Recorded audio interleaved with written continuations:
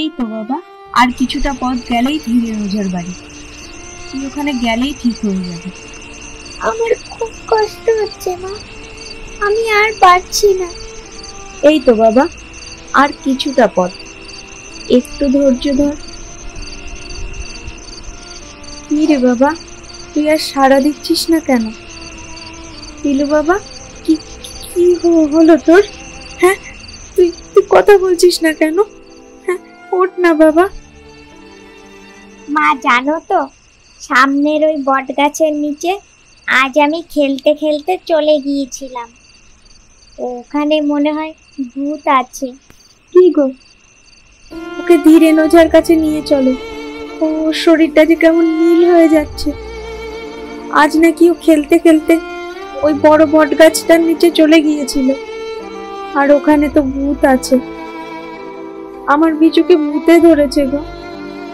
ওকে শিগগিরই ধীরেন ওঝার কাছে নিয়ে চলো।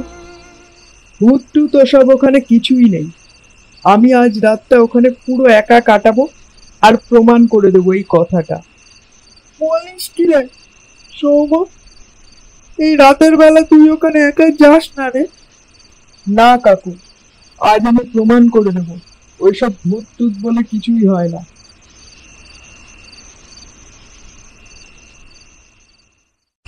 গ্রামের লোকেদের সব ভুল ধারণা আজ আমি ভেঙেই দেবো।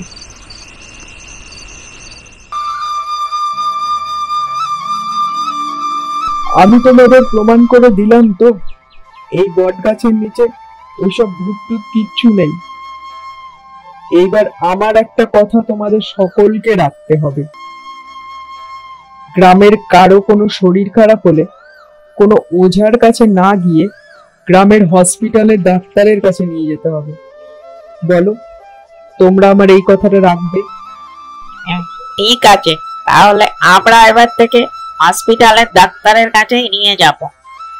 বলছি সৌম, সত্যিই কি তুই কাল রাতে এখানে কোনো ভূতের অস্তিত্ব বুঝতে পারিস? না গো কাকু, ভূত বলে সত্যিই কিছু হয় না। পিলু, আমি তোর কথা মতো গ্রামের সকলকে রাজি করিয়েছি। এবার থেকে তারা কোনো ওঝার কাছে না গিয়ে ডাক্তারের কাছে নিয়ে যাবে। তুই আর কাউকে ভয় দেখাবি না, বল? হ্যাঁ গো সৌম্য দাদা, আমি চাইনি গ্রামের আর কেউ বিনা চিকিৎসায় আমার মতো মারা যাক। তুমি সেটা নিশ্চিত করেছো, এবারে আমার আত্মা শান্তি পাবে।